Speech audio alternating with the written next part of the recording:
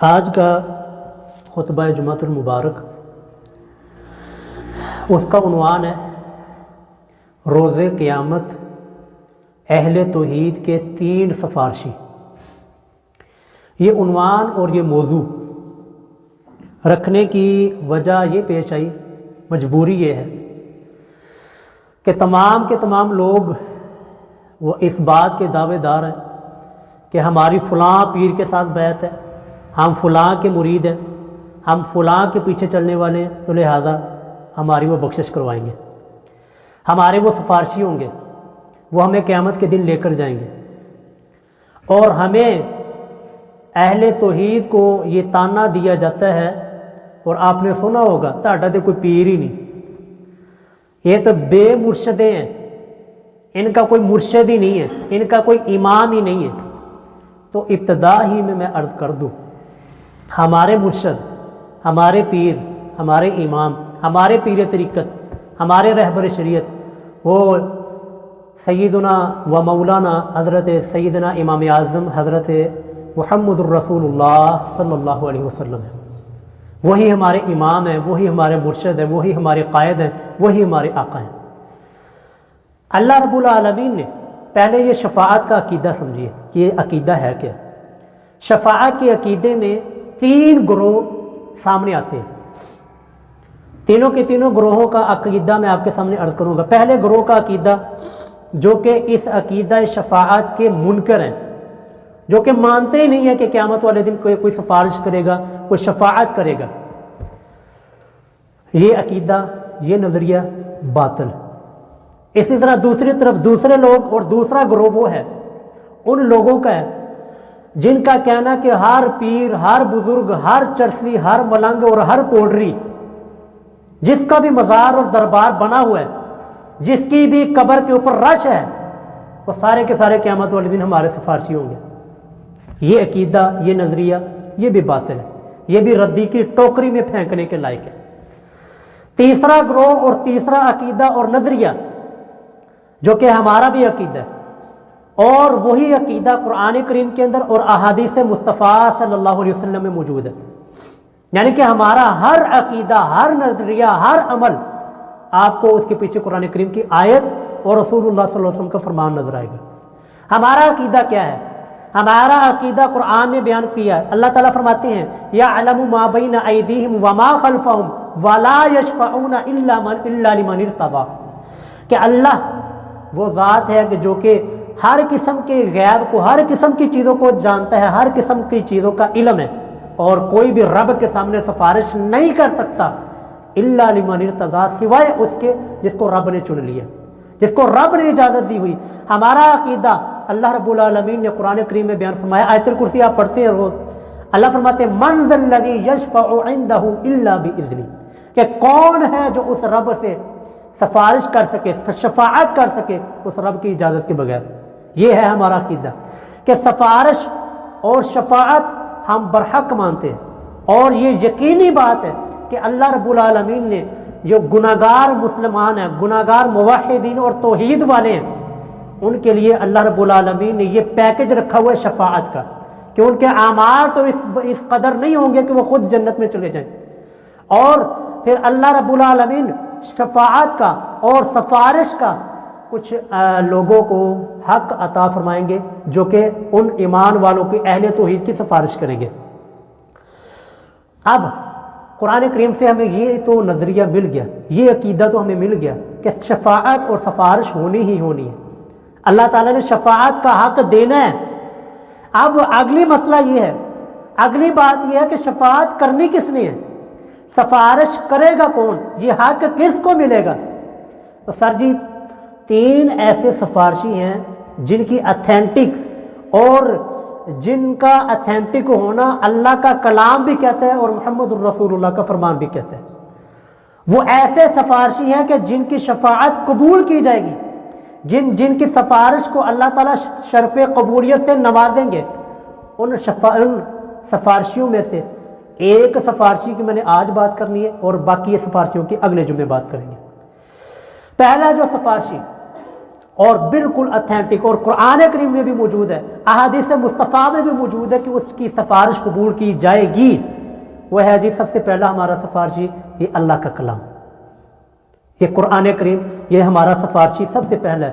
عزیز ساتھیو، یہ قرآن کریم ایسی اللہ رب العالمین کا کلام ہے، کتاب ہے، کہ یہ قرآن صرف فضیلت والا نہیں، ایک تو نا صرف فضیلت والا ہونا، صرف فضیلت والا نہیں، بلکہ یہ قرآن فضائل گر ہے۔ فضائل گر کا کیا مطلب ہے؟ اب میں آپ کو آسان انداز میں سمجھاتا ہوں۔ یہ قرآن کریم کے اوپر جو ورقہ لگا ہوا ہے، ورقہ لگا ہوا ہے، یہ قرآن کریم لکھنے سے پہلے، اس کے اوپر قرآن پرنٹ ہونے سے پہلے یہ ایک عام سا ورقہ تھا، عام سا ایک ورقہ تھا، سادہ سا ورقہ تھا، کوئی اس کی اہمیت نہیں تھی، کوئی بھی اس کی فضیلت نہیں تھی، کوئی اس کا مقام نہیں تھا، کوئی مرتبہ نہیں تھا۔ لیکن جب اسی ورقے کے اوپر قرآن لکھ دیا گیا، قرآن پرنٹ ہو گیا، ایمان سے بتائیں کہ اب اس کی وہی حیثیت ہے جو پہلے تھی؟ اب اس کا مقام اور اس کی فضیلت وہ اب بہت ہی بلند ہو چکی ہے۔ کوئی بھی مسلمان، گیا گزرا بھی مسلمان ہو، وہ بھی اس قرآن کریم کو اگر نعوذ باللہ معاذ اللہ وہ نیچے گرا ہوا پڑا ہو، وہ بھی اٹھا کر چوم کر کسی اونچی جگہ پہ رکھے گا، ادب کے ساتھ اس کو پکڑے گا، ادب کے ساتھ اس کو رکھے گا، کیوں اس کو یہ فضیلت ملی ہے تو یہ ورقہ ہی۔ لیکن عزیزو، اس کی وجہ یہ ہے کہ اس کی نسبت اور اس کا تعلق قرآن کے ساتھ ہو گیا۔ اسی طرح یہ سیاہی ہے، اس سیاہی کے ساتھ، یعنی کہ جس مشین نے اس کو لکھا ہے، اس سیاہی کے ساتھ انگلش کی بھی کوئی کتاب لکھی جا سکتی تھی، کوئی فزکس، کوئی کیمسٹری کی کتاب بھی لکھی جا سکتی تھی، لیکن جب یہی سیاہی، اس کا تعلق جب سیاہی کا قرآن کے ساتھ ہو گیا، اب یہ سیاہی کوئی عام سیاہی رہی نہیں، یہ سیاہی بھی اعلیٰ اور افضل اور اعلیٰ ترین ہو چکی ہے۔ عزیز ساتھیو، جس چیز کا تعلق، جس چیز کی نسبت اللہ کے اس کلام کے ساتھ ہو گئی نا، وہ فضیلتیں لے گئی۔ اس وجہ سے میں نے عرض کیا کہ یہ قرآن صرف فضیلت والا نہیں بلکہ فضائل گر ہے، یہ جو بھی اس کے ساتھ ملتا ہے اس کو فضیلت عطا کر دیتا ہے۔ یہ قرآن جس رات میں اترا ہے نا جی، اللہ فرماتے ہیں انا انزلناہ فی لیلۃ القدر وما ادراک ما لیلۃ القدر لیلۃ القدر خیر من الف شہر۔ سر جس رات میں قرآن کریم کا نزول ہوا، قرآن کریم اترا، وہ رات ساری راتوں سے سب سے اعلیٰ اور افضل ہوگی۔ جس مہینے میں قرآن نازل ہوا، جس مہینے کی نسبت، جس مہینے کا تعلق اللہ کے اس کلام کے ساتھ جڑ گیا، اللہ فرماتے ہیں شہر رمضان الذی انزل فیہ القرآن، رمضان کا مہینہ، جس مہینے میں اللہ رب العالمین نے یہ قرآن نازل فرمایا، اب وہ رمضان کا مہینہ سارے مہینوں میں سب سے اعلیٰ اور افضل ہوگا۔ کس وجہ سے جی؟ قرآن کے ساتھ نسبت کی وجہ سے، قرآن کے ساتھ تعلق کی وجہ سے۔ اس لیے میں نے عرض کیا کہ جس کا بھی تعلق اس قرآن کے ساتھ ہو گیا، سر وہ فضیلت لے گی۔ اس قرآن کو لانے والے فرشتے حضرت جبرائیل علیہ السلام، اللہ فرماتے ہیں مطاع ثم امین، کہ وہ فرشتہ اطاعت گزار ہے اور امانت دار ہے اور اس کی بات کو مانا جاتا ہے۔ فرشتہ لانے والا قرآن کریم کو، وہ بھی فرشتوں کا سردار بن گیا، اور جس محبوب کے قلب اطہر پہ اللہ نے یہ قرآن نازل کیا، جس نبی کے ذریعے اللہ نے یہ قرآن اپنا کلام امت تک پہنچایا، سر وہ نبی امام الانبیاء اور سید الاولین والآخرین بن گیا۔ جب یہ ساری چیزوں کو فضیلت مل رہی ہے، مہینہ فضیلت لے گیا، رات فضیلت لے گئی، اور جس شہر میں یہ قرآن نازل ہوا، جس جگہ پہ قرآن نازل ہوا، جس خطے میں قرآن نازل ہوا، وہ خطہ ہمارا ایمان ہے، ہمارا عقیدہ ہے، وہ خطہ اور وہ جگہ دنیا کی ساری جگہوں سے افضل ہے۔ مدینہ منورہ ایک کو حرم اللہ رب العالمین نے قرار دیا، اور مدینہ کو حرم ہمارے محبوب صلی اللہ علیہ وسلم نے قرار دیا۔ یہ جگہ، جس جگہ پہ قرآن اترا، وہ قرآن، وہ جگہ بھی فضیلت والی ہوگی۔ تو عزیز ساتھیو، اگر آپ کا تعلق، اگر آپ لوگوں کا تعلق قرآن کے ساتھ ہو گیا، تو قرآن آپ کو ایسے بغیر فضیلت کے چھوڑ دے گا؟ آپ کا اگر تعلق بھی قرآن کے ساتھ ہوا، آپ نے بھی اگر اپنا عقیدہ قرآن کے مطابق، اپنا عمل قرآن کے مطابق بنا لیا، تو یقین کریں آپ لوگ بھی فضیلت والے ہو جائیں گے، آپ لوگوں کو بھی اللہ رب العالمین کی طرف سے فضائل ملیں گے۔ اور اس کے اوپر میں اب احادیث چند آپ کے سامنے عرض کر دیتا ہوں۔ اللہ کے رسول صلی اللہ علیہ وسلم نے ارشاد فرمایا، توجہ سے بات سمجھیے گا جی، سنن نبی داؤد کی حدیث ہے، حدیث کا نمبر ہے جی 1400 حدیث کا نمبر ہے۔ رسول اللہ صلی اللہ علیہ وسلم نے ارشاد فرمایا یہ قرآن کے اندر ایک ایسی صورت ہے، قرآن میں ایک ایسی صورت ہے جس کی 30 آیات ہے، وہ قیامت کے دن اپنے رب کے سامنے اس بندے کے، اس پڑھنے والے کے لیے شفاعت کرے گی، سفارش کرے گی، اور اس کی سفارش کو اللہ تعالیٰ کے ہاں قبولیت کا درجہ دیا جائے گا، قبول بھی کی جائے گی۔ سر ہمارے سفارشی وہ ہیں جن کی اتھینٹک اور جن کا سفارشی ہونا اور جن کا سفارشی قبول کیا جانا یہ اللہ کے کلام میں بھی موجود ہے، رسول اللہ کے فرامین میں بھی موجود ہے۔ اسی طرح دوسری حدیث سلسلہ الصحیحہ کے اندر موجود ہے، حدیث کا نمبر 2876۔ اللہ کے رسول صلی اللہ علیہ وسلم نے ارشاد فرمایا القرآن شافع مشفع، کہ یہ قرآن یہ سفارشی ہے اور مشفع، اس کی سفارش قبول بھی کی جائے گی، اس کی شفاعت کو قبول بھی کیا جائے گا۔ اور من جعلہ امامہ، اور جس نے اب اس قرآن کو اپنا امام بنا لیا، اپنے سے آگے رکھا، اپنا عقیدہ اس قرآن کے عقیدے کے مطابق بنایا، اپنا عمل قرآن کے مطابق بنایا، صبح اور شام اس قرآن کی تلاوت کرتا رہا، قادہ الی الجنہ، تو یہ قرآن اس کو جنت کی طرف لے جائے گا۔ ہمارا سفارشی وہ ہے جس کی رسول اللہ نے بھی گارنٹی دی ہے، اور رسول اللہ نے آگے فرمایا من جعلہ خلف ظہرہ، جس نے اس قرآن کو نعوذ باللہ اپنی پیٹھ کے پیچھے ڈال دیا۔ مطلب کیا ہے کہ قرآن بڑے اچھے غلاف میں ڈال کر چوم کر بڑی اونچی جگہ تے رکھ دی تاکہ کوئی کھولے نہ، یا جس نے یہ مشہور کر دیا قرآن ڈائریکٹ نہ پڑھنا گمراہ ہو جاؤ گے، جس مولوی نے یہ بات کہہ دی اور جس کا یہ عقیدہ بن گیا کہ قرآن پڑھ لیا تو نعوذ باللہ گمراہ ہو جاؤ گے۔ تو رسول اللہ نے فرمایا جس نے ومن جعلہ خلف ظہری، جس نے اس قرآن کو چھوڑ دیا تو کیا ہوگا ساقہ الی النار، سر یہی قرآن آپ کو جہنم کی طرف لے کر چلا جائے گا۔ اگر اس کی اطاعت کی، فرما برداری کی، اس کے مطابق عقیدہ بنایا تو یہی قرآن جنت میں لے جائے گا۔ لیکن اگر اس قرآن کے خلاف چلتے رہے، اس قرآن کو کبھی کھول کے ہی نہ دیکھا، قرآن کو کبھی حیثیت ہی نہ دی، تو سر یہی قرآن پھر ہمارے خلاف بھی کھڑا ہو جائے گا۔ اسی طرح مسند احمد کی حدیث ہے، رسول اللہ صلی اللہ علیہ وسلم نے فرمایا الصیام والقرآن یشفعان للعبد یوم القیامہ، کہ روزہ اور یہ اللہ کا کلام، یہ قرآن قیامت والے دن اللہ کے سامنے اپنے بندے کی سفارش کرے گا۔ اور آخر میں حدیث میں رسول اللہ نے ارشاد فرمایا کہ یہ قرآن یشفعان، ان دونوں کی سفارش اللہ تعالیٰ کے ہاں مقبول ہوگی۔ عزیز ساتھیوں، یہ تو ایک رخ تھا، یہ تو میں نے ایک رخ آپ کو دکھایا ہے کہ یہ قرآن اگر ہمارا عقیدہ قرآن کے مطابق ہوا، ہم نے قرآن کریم کو دنیا میں اپنی زندگی میں سیریس لیا ہوا، تو یہی قرآن ہمیں جنت میں لے جانے کا باعث ہوگا۔ اب ذرا تصویر کا دوسرا رخ دیکھیے، دوسرا رخ بہت اوکھا ہے اور بڑا مشکل ہے، ذرا دل تھام کے سنیے گا۔ 19واں پارہ ہے، 19واں پارہ بالکل آغاز کے اوپر یہ آیت ہے۔ اللہ تعالیٰ فرماتے ہیں کہ یہی رسول، اللہ کے رسول صلی اللہ علیہ وسلم جن کی ہم نے شفاعت کی امیدوار ہے نا، شفاعت کی امید لگائی ہوئی، وقال الرسول یا ربی ان قوم اتخذوا هذا القرآن مہجورا۔ قرآن کا ایک رخ تو یہ ہے کہ یہ قیامت والے دن ہمارا سفارشی ہوگا، رسول اللہ ہمارے سفارشی ہوں گے، شفاعت کریں گے، لیکن ایک رخ یہ بھی ہے کہ رسول اللہ ہماری شکایت بھی کریں گے۔ جی جہاں پر سفارش ہوگی وہاں پر شکایت بھی ہوگی، رسول اللہ ہماری شکایت اللہ تعالیٰ کی بارگاہ میں کریں گے۔ وقال الرسول یا ربی، اور رسول اپنے رب سے کہے گا یا ربی ان قوم اتخذوا هذا القرآن مہجورا، یہ میری قوم ہے کہ جنہوں نے قرآن کو مانا تو تھا کہ یہ اللہ کا کلام ہے، قرآن کے اوپر ایمان تو لائے تھے، لیکن یا اللہ پھر میری اس قوم نے مہجورا اس قرآن کو چھوڑ دیا تھا۔ اسی طرح صحیح مسلم کی حدیث ہے، رسول اللہ نے ارشاد فرمایا القرآن حجت لک او علیک، کہ قرآن یا تو تیرے لیے حجت ہوگا، دلیل ہوگا اور تجھے بخشوا لے گا، او علیک، یا تیرے خلاف کھڑا ہو کر قرآن تجھے جہنم میں گرا دے گا۔ اسی طرح تیسری حدیث رسول اللہ صلی اللہ علیہ وسلم نے ارشاد فرمایا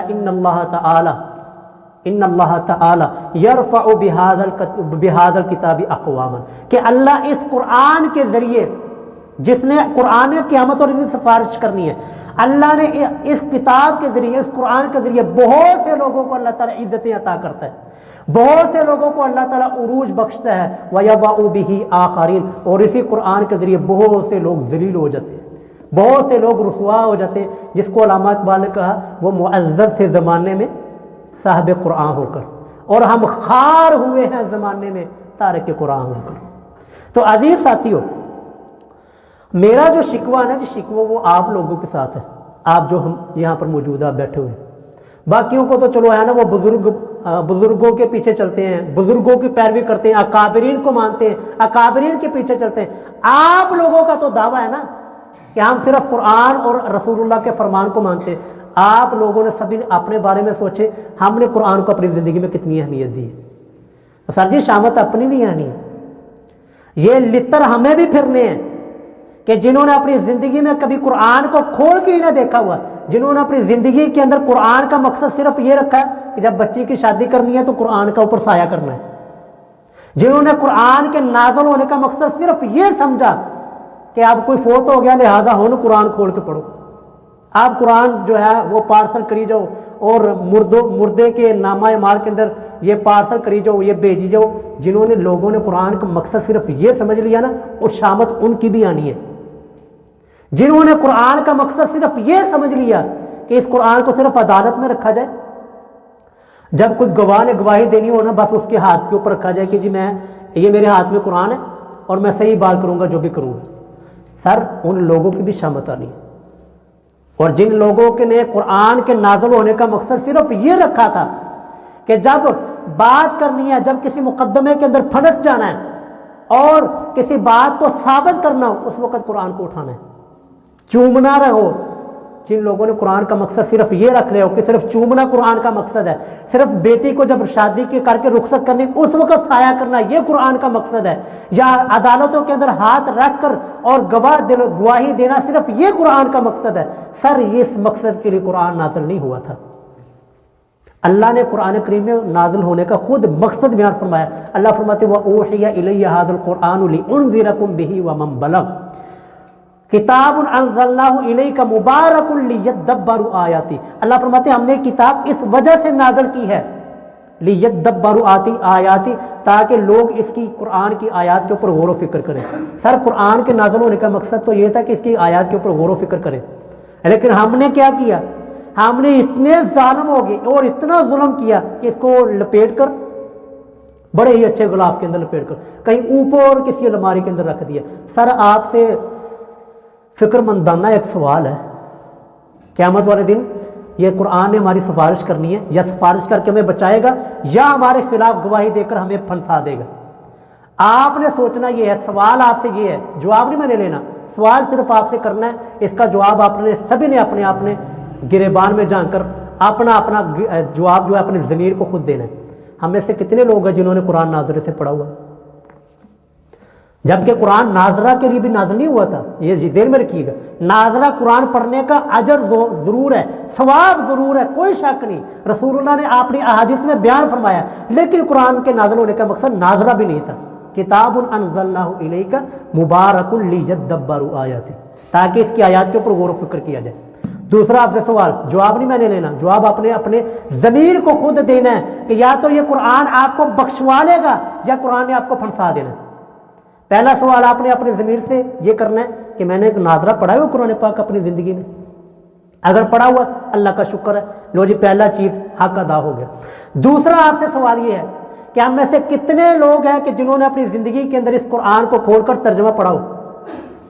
یہ میں نے جواب نہیں لینا، جواب آپ نے اپنے ضمیر کو دینا ہے کہ قرآن کو اللہ نے نازل کیا تھا، اس کی آیات کے اوپر غور و فکر کرنا ہے، اور اس قرآن نے ہمارے حق میں کھڑا ہونا ہے سفارشی بن کر، یا ہمارے خلاف کھڑا ہو کر ہمارا ستیہ ناش کروا دینا۔ تو اس کے مطابق اگر ہمارا عقیدہ ہوا تو بیڑے پار ہوگی، نہ ہوا تو سر یہ قرآن نے ہمیں پھنسا دینا، ٹھیک ہے۔ دوسرا سوال آپ نے اپنے ضمیر سے خود جواب لینا ہے، کیا ہم نے اس قرآن کو ترجمے کے ساتھ پڑھا ہوا ہے؟ پڑھا ہوا ہے، اللہ کا شکر ہے، الحمدللہ۔ نہیں پڑھا ہوا تو سوچیں، ساری زندگی ہم نے اپنی زندگی صرف اسی چیز کے اوپر لگا دی، کمانا، کھانا، سونا، اٹھنا بیٹھنا، بچے پالنے اور مر جانا۔ یہ تو جانور بھی کر رہے ہیں، جانور بھی پیدا ہوتے ہیں، جوان ہوتے ہیں، کھاتے ہیں پیتے ہیں، بچے ہوتے ہیں ان کے، وہ بھی مرتے ہیں۔ تو پھر انسان کے اندر اور جانور کے اندر کیا فرق ہے؟ انسان کو اللہ تعالیٰ نے اشرف المخلوقات کیوں کہہ دیا؟ وَلَقَدْ كَرَّمْنَا بَنِي آدم، اللہ فرماتے ہیں ہم نے بنی آدم کو فضیلت بخشی، کیوں؟ किस वजह से फजीलत बख्शी? यही मकसद था कि वो पैदा होना, जवान होना, बच्चे होना, खाना पीना, मर जाना। यही चीज़ जानवर भी कर रहे हैं, यही हम कभी कर रहे हैं। तो जानवरों में और हम में कोई फ़र्क नहीं सर, जानवरों में और हम में फ़र्क ये कुरान हमें करेगा, हमें दिखाएगा।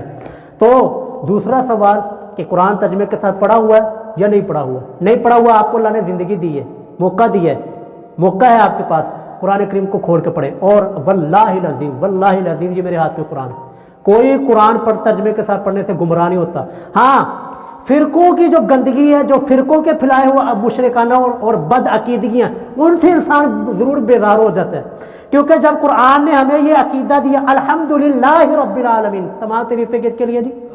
अल्लाह के लिए, जो कि तमाम जहानों का रब, मालिक, रब है जी, रब। ये रब अरबी ज़ुबान का लफ्ज़ है। अरबी ज़ुबान में रब किसको कहते हैं? रब अरबी ज़ुबान में कहते हैं पालने वाला है।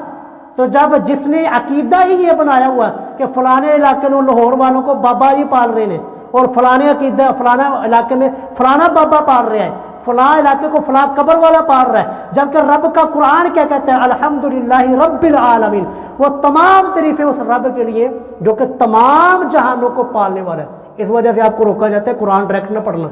अब जिसने ये आयत कुरान की पढ़ ली कि यार हमें तो पालने वाला हमारा रब है, कोई बाबा नहीं पाल रहा, कोई कब्र वाला, कोई दरबार वाला और कोई मज़ार वाला हमें नहीं पाल रहा, हमें पालने वाला सिर्फ वो एक रब है। अब जिसने ये कुरान की ये आयत तर्जमे के साथ पढ़ ली, उसका अकीदा तो खुद ब खुद फ़िरकों के खिलाफ होना है। इस वजह से इस साजिश के तहत आपको कुरान से रोका गया। इस वजह से आपको, और ये सिर्फ एक आयत मैंने आपको पेश की है कुरान का सिर्फ से आगाज़, बाकी इसके ऊपर तो सैकड़ों आयत ऐसी हैं कि जो कि आपको पता चलेगा कि हमें कुरान से क्यों रोका जाता है। क्योंकि सारे के सारे फ़िरकों के अकायद वो तकरीबन कुरान करीम के खिलाफ है। तो अजीज़ साथियों, आपसे रिक्वेस्ट है, आपसे बड़े ही अदब के साथ ये गुजारिश है, अगर आपने नाजरा नहीं पढ़ा हुआ, नाजरा पढ़ लें। अगर आपने तर्जमा नहीं पढ़ा हुआ तो इस कुरान को अपने खिलाफ खड़ा ना करें, कुरान को अपने हक में सिफारशी बनाएं, और इसकी सिफारिश रसूलुल्लाह ने फरमाया कबूल की जाएगी। इसका तर्जमा पढ़ें। तीसरा सवाल और आखिरी सवाल, तर्जमा पढ़ने के बाद आपने ये देखना क्या मेरा अकीदा इस कुरान के मुताबिक है।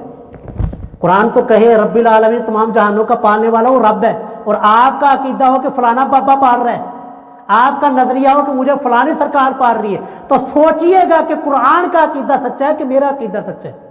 अगर आपका अकीदा कुरान के अकीदे के मुताबिक हुआ, सर आराम के साथ सो जाइएगा, कोई टेंशन नहीं। लेकिन अगर आपका अकीदा कुरान के खिलाफ हुआ, आपको कुछ और बताया हुआ, कुरान में कुछ और लिखा हुआ, तो सोचिएगा, अपने ज़मीर से सवाल कीजिएगा कि क्यों, इस वजह से हमें कुरान से क्यों रोका गया। तो इसलिए अजीज साथियों, ये हमारा पहला सिफारशी था। बाकी हमारे कौन से दो सिफारशी हैं जिन्होंने क़यामत वाले दिन हमारी सिफारिश करनी है, वो इंशाअल्लाह। कि लोगों का ये हमें ताना और लोगों की तरफ से हम पर ये इल्ज़ाम है इन्हों का कोई मुर्शद नहीं, इनका कोई पीर नहीं है, ये क़यामत वाले दिन शैतान के पीछे हो सन, ये क़यामत वाले दिन शैतान के पीछे हो सन, हम अपने अपने इमामों के पीछे हो। उन्हीं को बताने के लिए और कुरान और सुन्नत के दलाइल की रोशनी में इस मसले को हल करने के लिए ये मौजूद रखा गया। मैंने उन सिफारिशों का जिक्र किया है जिनकी सिफारिश रब्बुल आलमीन के यहाँ मकबूल होगी, जिनके सिफारिश की गारंटी वो रसूलुल्लाह सल्लल्लाहु अलैहि वसल्लम ने खुद अपनी अहादीस मुबारका में दी। उनमें से एक सिफारिशी का तज़किरा मैंने पिछले जुमे अर्ज़ कर दिया था, वो था कुरान करीम। रसूलुल्लाह ने फरमाया अल कुरान शाफ़िउन मुशफ़्फ़अ, ये कुरान सिफारिशी है और इसकी सिफारिश कबूल भी की जाएगी। आज दूसरे और तीसरे सिफारिशी के बारे में बात करेंगे। दूसरा सिफारिशी हमारा जो कि क़यामत वाले दिन हमें जिसकी उम्मीद है, जिसके सहारे हम जन्नत में जाएंगे, वो दूसरा हमारा सिफारिशी मुस्नद अहमद की हदीस है। रसूलुल्लाह सल्लल्लाहु अलैहि वसल्लम ने फरमाया अस्सियाम वल कुरान यशफ़अआनी लिल अब्दी यौमल क़ियामह, कि रोज़ा और कुरान ये बंदे का क़यामत वाले दिन सिफारिशी होगी। कुरान के बारे में मैंने पिछले जो मैं बात कर दी थी, आज रोज़ा ये भी क़यामत वाले दिन हमारा सिफारिशी होगा। सर जिसने दुनिया के अंदर रोज़ा रखा ही ना हुआ, और जिसने नऊज़ बिल्लाह ये कहा हुआ कि रोज़ा तो वो रखन जिन्होंने घर आटा कोई नहीं, रोज़ा तो वो रखे जिनके घर में आटा नहीं है, जिनके पास खाने के लिए कुछ नहीं, वो उनका सिफारिशी कौन सा होगा। रसूलुल्लाह सल्लल्लाहु अलैहि वसल्लम तो बताएं کہ روزہ اور قرآن یہ تمہاری سفارش کریں گے قیامت کے دن. جس نے قرآن کو اہمیت دی ہوئی، جس نے روزہ رکھا ہوا ہے، جس نے رمضان کے روزے کو اہمیت دی ہوئی، اس کی تو سفارشی ہوگا، اس کے لیے تو نجات کا باعث ہوگا. لیکن جس نے روزہ نہ رکھا ہوا، روزے کو اہمیت نہ دی ہوئی، سر اس کا معاملہ خراب ہونے والا، اس کے لیے قیامت والے دن کوئی سفارش نہیں ہوگی. آئیے جی دوسرا، اب تیسرا جس کے بارے میں میں نے تفصیلاً بات کرنی. تیسرا سفارشی جس کی سفارش کی ہمیں امید ہے، اور ہمارے وہ امام ہیں، ہمارے وہ پیشوا، ہمارے وہ پیر طریقت، رہبر شریعت ہے، اور قیامت والے دن جب سارے لوگ اپنے اپنے اماموں کے پیچھے ہوں گے، کوئی کسی کے پیچھے ہوگا، کوئی کسی کے پیچھے ہوگا، کسی نے کسی سے امید لگائی. ہمارے امام اور ہمارے پیشوا اور ہمیں جن سے امید ہے وہ کون سے ہیں؟ امام الانبیاء، سید الانبیاء، سید الاولین والآخرین، حضرت امام اعظم حضرت محمد مصطفیٰ صلی اللہ علیہ وسلم. یہ وہ ہستی ہیں قرآن اور صاحب قرآن کہ جن کو قرآن دیا گیا. یہ وہ ہستی ہیں جن کی سفارش اللہ تعالیٰ کے یہاں مقبول ہو، اور جن کی شفاعت کے بارے میں رسول اللہ نے خود فرمایا. قرآن کریم کے اندر آیات، احادیث مبارکہ کے اندر احادیث ہیں. اس سے پہلے رسول اللہ صلی اللہ علیہ وسلم کی عظمت کے اوپر، آپ کی شان کے اوپر، آپ کے مقام کے اوپر، آپ کی فضیلت، آپ کی افضلیت، آپ کے مرتبے کے اوپر آپ نے بہت ساری باتیں احادیث بنی ہوئی ہیں. چند ایک چیزیں میں آپ کے سامنے عرض کر دوں. جیسا کہ میں نے پچھلے جمعے عرض کیا تھا کہ یہ اللہ کا کلام یہ صرف فضیلت والا نہیں، بلکہ یہ فضائل گر ہے. جو بھی چیز اس کے ساتھ جڑتی چلی گئی، جس چیز کی بھی نسبت اس قرآن کے ساتھ ہوگی سر وہ فضیلت لے گی. اسی طرح صاحب قرآن حضرت محمد مصطفیٰ صلی اللہ علیہ وسلم بھی وہ ہستی اور وہ ذات ہیں جو کہ فضائل گر ہیں. جو بھی انسان، جو بھی چیز، چاہے وہ بے جان تھی یا جاندار تھی، جو بھی صاحب قرآن حضرت محمد مصطفیٰ کے ساتھ جو چیز جڑ گئی وہ بھی فضیلت لے گی. چاہے وہ حبشہ کا رہنے والا حضرت سیدنا بلال حبشی رضی اللہ تعالیٰ عنہ. سر حضرت بلال حبشی رنگ کالا ہے، اور کوئی اتنی خوبصورتی جسم پر نہیں، کوئی اتنا خوبصورت نہیں، لیکن جب انہی کی نسبت، جب انہی کا تعلق ہمارے محبوب صلی اللہ علیہ وسلم کے ساتھ ملتا ہے تو وہی بلال مؤذن رسول کے نام سے جانے جاتے ہیں. پھر حضرت عمر جیسا، آپ کو پتہ ہے کہ عرب کے اندر آج بھی قبائلی تعصب بہت زیادہ ہے، وہ کسی قبیلے کو اپنا سردار ماننے کے لیے تیار نہیں ہوتے. اور حضرت عمر بنو عدی کے سردار، وہ کیا کہتے ہیں؟ حضرت ابو بکر ہمارے سردار ہیں، حضرت ابو بکر ہمارے سردار ہیں، اور انہوں نے ہمارے سردار حضرت بلال کو آزاد کیا. سارے غلام کو آزاد کیا سردار کہہ رہے. یہ کس نے فضیلتیں، یہ کس نے ان کو مقام دیا، یہ کس نے ان کو فضیلتیں اور افضلیتیں اور مقام اور مرتبے کو اعلیٰ ترین درجے کے اوپر پہنچا دیا کہ ایک بنو عدی کا ایک جری بہادر اور سردار وہ کہتا ہے ایک غلام کے بارے میں کہ یہ ہمارے سردار ہیں. اس کو حضرت ابوبکر صدیق نے آزاد کیا. یہ ہے مقام. لیکن اگر رسول اللہ کے ساتھ، صاحب قرآن کے ساتھ اپنے ہی چاچے کی تعلق خراب ہو جائے، ابو لہب رنگ بڑا خوبصورت ہے، مکے کی سرداری بھی ہے، اور ٹھاٹ باٹ بڑی حد اعلیٰ ہے، اور مکے کا ایک ٹھاٹ باٹ والا مال و دولت والا ایک شخص ہے، رسول اللہ کا رشتہ دار ہے، بنو ہاشم سے ہے، لیکن سر رسول اللہ کے ساتھ تعلق نہیں، رسول اللہ کے ساتھ نسبت نہیں، تو کوئی بھی عزت، کوئی بھی احترام، آج کوئی بھی اپنے آپ کو ابو لہب کے ساتھ جوڑنے کے لیے تیار نہیں. کوئی بھی ابو لہب کے لیے دعائیہ جملہ بولنے کے لیے تیار نہیں ہے، حالانکہ وہ بنو ہاشم سے تھا، حالانکہ وہ قبیلہ قریش سے تھا، حالانکہ وہ رسول اللہ کے خاندان سے تھا، حسن بھی تھا، خوبصورتی بھی تھی، مال و دولت بھی تھا، سارا کچھ تھا. لیکن آج بھی ابو لہب کا نام لیتے کوئی کہتا رضی اللہ عنہ؟ نہیں کہتے.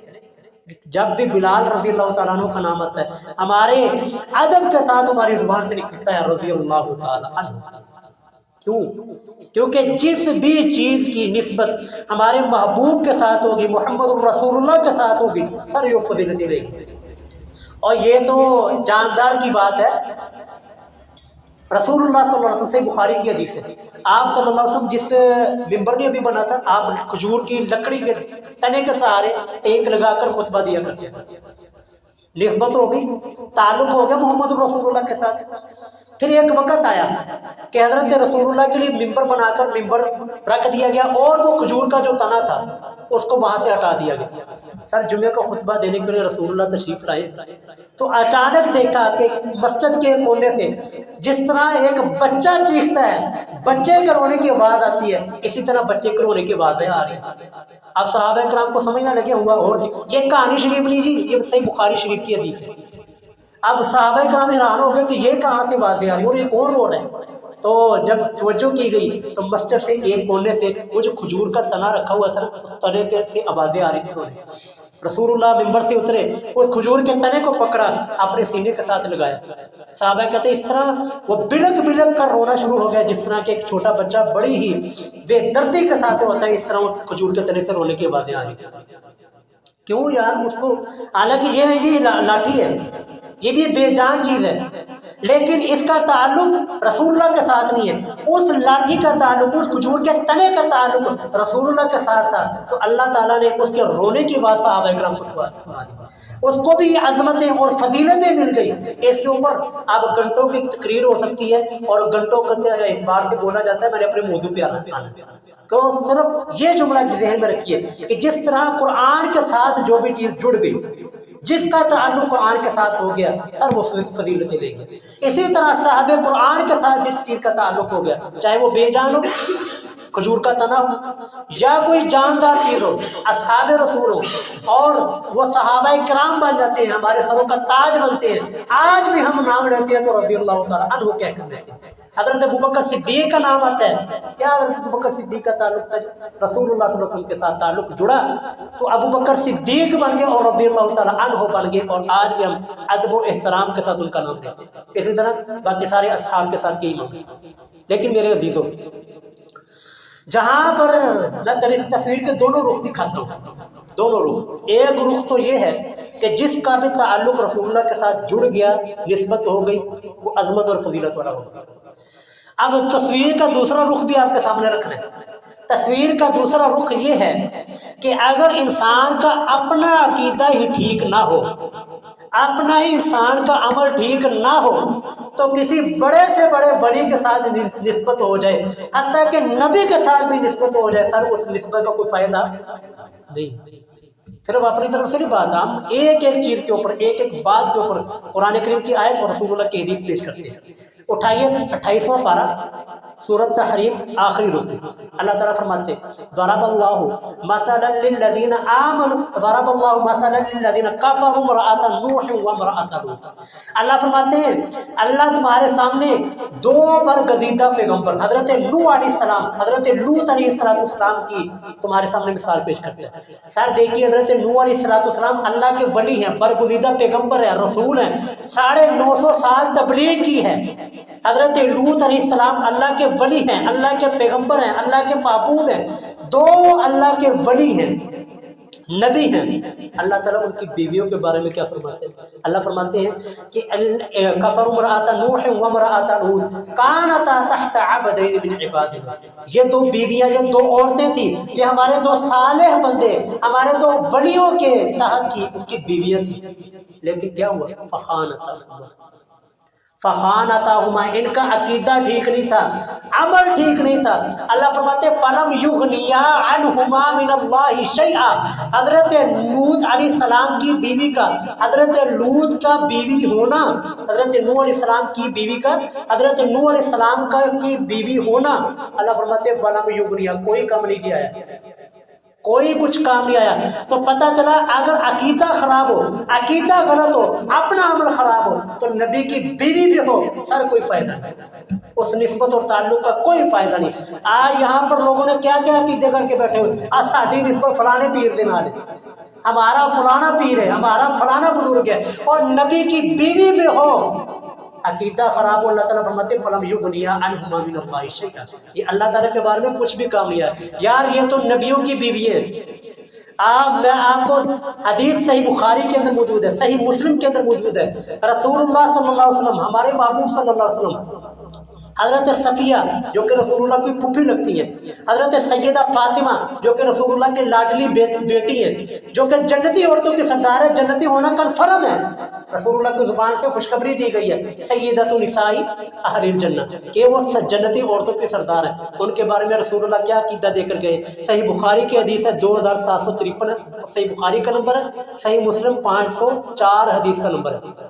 रसूलुल्लाह ने एक एक अपने खानदान का नाम लिया, ऐ मेरे चचा अब्बास, ऐ मेरी बेटी फातिमा, ऐ मेरी फूफी सफिया, ऐ कबीला कुरैश वालों, ऐ बनु अब्दुल मुत्तलिब, सलूनी मिन माली मा शिअ्तुम, मेरे माल से जो चाहते हो, जिसका मेरे पास इख्तियार है, मेरे माल से जो चाहते हो मुतालबा कर लो। अगर अल्लाह ने क़यामत वाले दिन तुम्हें पकड़ लिया, फलम उजुबनी अनकुम मिनल्लाहि शैअ, तो मैं तुम्हारे किसी काम नहीं आऊँगा। ये अकीदा और ये नजरिया, एक मुफ्ती साहब इस बात का मजाक उड़ा रहे हैं यार, मुंबई पे बैठे हुए, और क्या कि उन्होंने यार इतना भी तालीम नहीं है, इतना भी मुतालिया नहीं है, इतना भी इल्म नहीं है कि ये सही बुखारी की हदीस है। वो मुफ्ती कुरान वीडियो के अंदर बैठा, मिंबर पे बैठा हुआ, कहता है लोग कहते हैं कि रसूलुल्लाह कह कर गए सैयदा फातिमा को कि अगर अल्लाह ने पकड़ लिया मैं तुम्हारे काम नहीं आऊँगा, कहता। और उसके बाद फिर वो लानतें करनी शुरू हो गया और फिर झूठ बोलना शुरू हो गया कि ऐसी कोई बात नहीं। और फिर अपनी तरफ से एक बात क्या कर दी कि अल्लाह ताला क़यामत वाले दिन फरमाएंगे, ओ सारी मखलूक वाले हो अपनी नजरें झुकाओ, नबी दी बेटी आना। अब ये जो इसने बात की, ये किसी से ये हदीस में मौजूद है, यानी बापों बुजुर्गों का बनाया हुआ दीन उसको मिंबरों पर दीन बनाकर पेश किया जा रहा है। और जो रसूलुल्लाह की असल दीन था, जो रसूलुल्लाह की असल हदीस थी, सही बुखारी के अंदर हदीस है 2753 उस हदीस का नंबर है, सही मुस्लिम की हदीस थी, उसका इनकार किया जा रहा है और बुजुर्ग बापों के बनाए हुए दीन को दीन बनाकर पेश किया जा रहा है। ये आज की हमारी कौम की मुफ्तियों की, मौलवियों की ये हालत है। तो रसूलुल्लाह अपने जानने वालों को, अपनी बेटी को क्या कह गया, ऐ मेरी बेटी फातिमा, अगर अल्लाह ने क़यामत वाले दिन तुझे पकड़ लिया तो ये ना सोचना कि मैं नबी की बीवी हूँ तो जान छूट जाएगी ना। इसलिए मेरे अजीजों, जहाँ पर तस्वीर के एक रुख ये है कि मोहम्मद रसूलुल्लाह के साथ जो भी चीज़ मिल गई, जिसकी भी निस्बत होगी, वो अजमतें और शान और फजीलतें ले गई। तस्वीर का दूसरा रुख ये है, अगर आपका अकीदा खराब हुआ, आपका अमल खराब हुआ, तो जिड्डी वड्डी मर्जी निस्बत हो सर कोई कम नहीं चाहिए। तो इसलिए दोनों रुखों को ध्यान में रखना है कि रसूलुल्लाह सल्लल्लाहु अलैहि वसल्लम अजमत फजाइल गर भी हैं, लेकिन अगर अकीदा खराब हुआ तो रसूलुल्लाह सल्लल्लाहु अलैहि वसल्लम ने क़यामत वाले दिन शफाअत नहीं करनी और किसी काम रसूलुल्लाह सल्लल्लाहु अलैहि वसल्लम ने भी नहीं आना। जब रसूलुल्लाह का यह स्टेटस है तो किधर के शेख अब्दुल कादिर जिलानी, किधर के बाकी पीर, किधर के बाकी बुजुर्ग। यहाँ तो हमें कहा जा रहा है कि फलाना पीर दे नाल जिन्हें बैत कर ली और ढूंढ ढूंढ के जन्नत में लैके जाएगा। सर कहानी शरीफ जे, ये सब का सब झूठ है, सब का सब फराड है। वो दीन वही है जो अल्लाह ने इस कुरान के अंदर, कलाम के अंदर बयान फरमा दिया और मोहम्मद रसूलुल्लाह ने अपनी अहादीस मुबारक में बयान फरमाया। और हदीस के अंदर मैंने आपको बता दिया कि रसूलुल्लाह कह कर जा रहे हैं, ऐ मेरी बेटी फातिमा, अगर अल्लाह ने पकड़ लिया तो मैं तुम्हारे किसी काम नहीं। तो इसलिए मेरे अजीजों, हदीस शफाअत, हम शफाअत के अकीदे को मानते हैं, हम रसूलुल्लाह का सफारशी होना मानते हैं। सही बुखारी के अंदर हदीस है, सही मुस्लिम के अंदर हदीस है और तमाम के हदीस की कुतुब के अंदर ये हदीस मौजूद है। बहुत मारूफ है, आपने सुनी हुई है कि सारी की सारी कौम, सारी की सारी उम्मत हज़रत आदम के पास जाएगी, हज़रत नूह के पास जाएगी, हज़रत इब्राहीम अलैहिस्सलाम के पास जाएगी, हज़रत ईसा के पास जाएगी। सारे के सारे अंबिया किराम इनकार कर देंगे, सारे के सारे मशवरा देंगे यार मोहम्मद रसूलुल्लाह के पास चले, रसूलुल्लाह के पास जाएंगे और सारे के सारी उम्मत, सारी की सारी दुनिया रसूलुल्लाह के पास आएगी, या रसूलुल्लाह सिफारिश कीजिए, शफाअत कीजिए। रसूलुल्लाह फरमाते हैं कि मैं उसी वक्त फिर सजदे के अंदर गिरूंगा, अल्लाह ताला की तौहीद को बयान करूंगा, अल्लाह ताला के तारीफी कलिमात कहूंगा, तो फिर अल्लाह ताला कहेंगे ऐ मोहम्मद इरफा रासक, अपना सर उठाइए, सन तोता वशफी तशफ़ा, आप मांगिए, सवाल कीजिए, आपके सवाल को पूरा किया जाएगा, आप शफाअत कीजिए, आपकी शफाअत को कबूल किया जाएगा। सर ये है हमारे सिफारिश। हमने किसी बुजुर्ग बाबे के ऊपर कोई हमारा इत्मीनान नहीं, ना हमें अपने अमलों के ऊपर कोई भरोसा है कि हमारे अमल बहुत अच्छे। हमारा जो भरोसा है, हमारे जो सिफारिशी हैं, वो हमारे 3 सिफारिशी मेन हैं, एक कुरान, एक रोज़ा और हमारे मोहम्मद, हमारे पैगम्बर और हमारे महबूब सल्लल्लाहु अलैहि वसल्लम, और जिनके बारे में गारंटी भी मौजूद है कि रसूलुल्लाह फरमाएंगे कि अल्लाह ताला मुझे कहेंगे ऐ मोहम्मद अपना सर उठाओ, اور سوال کرو آپ کا سوال پورا کیا جائے گا، سفارش کرو آپ کی سفارش قبول کی جائے گی، شفاعت کرو آپ کی شفاعت کو قبول کیا جائے گا۔ عزیزو، ایک رخ یہ ہے، اب دوسرا رخ بھی میں نے سنا ہے، کیونکہ جب تک دونوں رخ نہ سامنے رکھے جائیں تو انسان کا عقیدہ کلیئر نہیں ہوتا۔ تصویر کا ایک رخ تو یہ ہے کہ رسول اللہ شفاعت کریں گے، قیامت والے دن رسول اللہ کی شفاعت کرنا برحق ہے، جیسا کہ میں نے قرآن کریم کے بارے میں بھی آپ کو بتایا تھا۔ اب تصویر کے ذرا دوسرا رخ بھی ذرا ذہن میں رکھیں تاکہ عقیدہ کلیئر ہو جائے۔ جہاں پر رسول اللہ نے شفاعت کرنی ہے نا، وہیں پر اسی مقام پر رسول اللہ نے شکایت بھی اللہ تعالیٰ کے سامنے لگائی۔ تصویر کا دوسرا رخ یہ ہے کہ اللہ کے رسول صلی اللہ علیہ وسلم نے قیامت والے دن آپ لوگوں کے خلاف، میرے خلاف، اپنی امت کے خلاف اللہ کے سامنے یہ کہنا ہے وقال الرسول یا رب ان قوم اتخذوا هذا القرآن مهجورا۔ ساتھی، شفاعت یہ ایک رخ ہے تصویر کا، اور شکایت یہ دوسرا رخ ہے۔ اگر ہم نے اس قرآن کے ساتھ اپنا تعلق مضبوط رکھا ہوا، اس قرآن کے مطابق ہمارا عقیدہ ہوا، اس قرآن کے مطابق ہمارا نظریہ ہوا، تو اس رسول اللہ کی شفاعت ملے گی۔ رسول اللہ کی شفاعت سے امید ہے کہ اللہ تعالیٰ بیڑا پار کر دے گا۔ لیکن اگر یہ نظریہ ہو قرآن نہ پڑھنا گمراہ ہو جاؤ گے، قرآن کو نہ کھولنا، اگر یہ نظریہ ہوا کسی کا اور زندگی میں اس نے قرآن کریم نہ کھول کے دیکھا ہوا، قرآن کریم کو نہ پڑھا ہوا، جیسے کہ میں نے پچھلے جمعے 3 سوال آپ کے اوپر چھوڑے تھے، اگر وہ 3 سوال سر نہ پورے ہوئے تو یقین کیجئے یہ قرآن کی آیت ہے، جو میں کوئی کہانی شریف نہیں سنا رہا، قرآن کی آیت ہے، 19واں پارہ پہلا ہی صفحہ ہے۔ اللہ کے رسول صلی اللہ علیہ وسلم قیامت والے دن رب کی بارگاہ میں شکایت کریں گے، وقال الرسول یا ربی یا ربی، رب کہہ کے اے میرے رب، ان قومی، یہ میری قوم ہے کھڑی ہوئی، اتخذوا هذا القرآن مہجورا، انہوں نے قرآن کو پکڑا تھا، مانا تھا یہ کہ رب کا کلام ہے، مانا تھا کہ یہ قرآن اللہ کی طرف سے نازل شدہ ہے، مانا تھا کہ محمد رسول اللہ پہ نازل شدہ ہے، لیکن کیا ہوا؟ اپنا عمل، اپنا عقیدہ سارا کا سورا اس کے خلاف بنایا، هذا القرآن مہجورا، انہوں نے قرآن کو چھوڑ دیا۔ تو رسول اللہ کی شفاعت جس کے بارے میں ہوئی، آپ کا عقیدہ ہے کہ نہیں اس کی بعد نجات ہو جائے گی؟ ہے کہ نہیں عقیدہ؟